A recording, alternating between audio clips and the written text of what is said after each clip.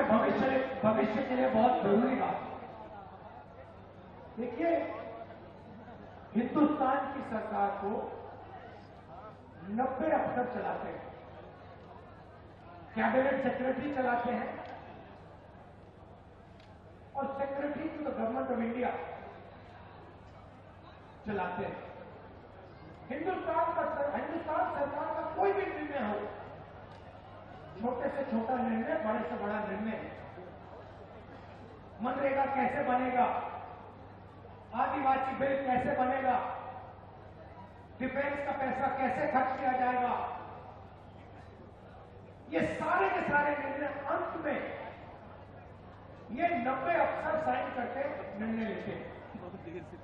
भाइयों और बहनों, बीजेपी के एमएलए और एमपी नहीं लेते हैं।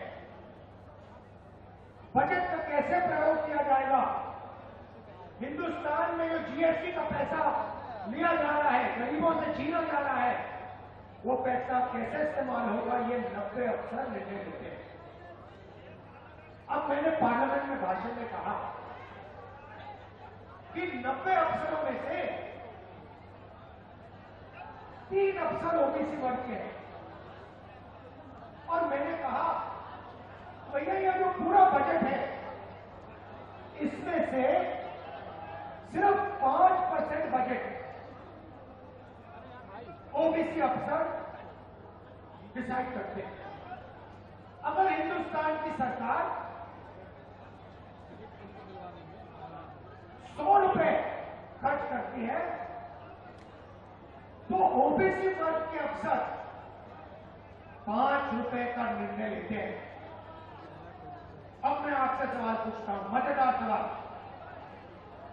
अगर हिंदुस्तान की सरकार 100 रुपए खर्च करती है और ओबीसी के अफसर 5 रुपए का निर्णय लेते हैं, तो आदिवासी अफसर आज कितने रुपए का निर्णय लेते हैं, ये बता दूंगा। भाइयों और बहनों, ये हिंदुस्तान हमारे देश को चलाते हैं। आप मुझे बताइए, अगर हिंदुस्तान की सरकार 100 रुपए खर्च करती है तो आदिवासी अफसर कितने रुपए का निर्णय लेते हैं? जब मैं आपको बताऊंगा, जवाब दूंगा, आप हिल जाओगे। शर्म की बात है। भाइयों और बहनों, 100 रुपए में से आदिवासी अफसर 5 रुपए का निर्णय नहीं लेते। भाइयों और बहनों,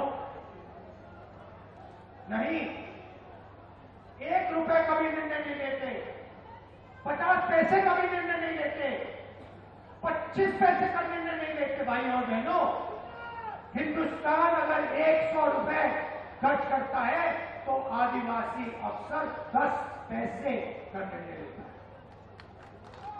इससे बड़ा आदिवासी वर्ग का अपमान किया जा सकता है क्या? नहीं। इसीलिए हम सवाल उठा रहे हैं।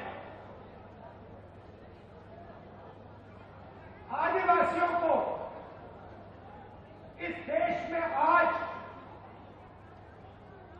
क्या हक मिलना चाहिए, कितना हक मिलना चाहिए,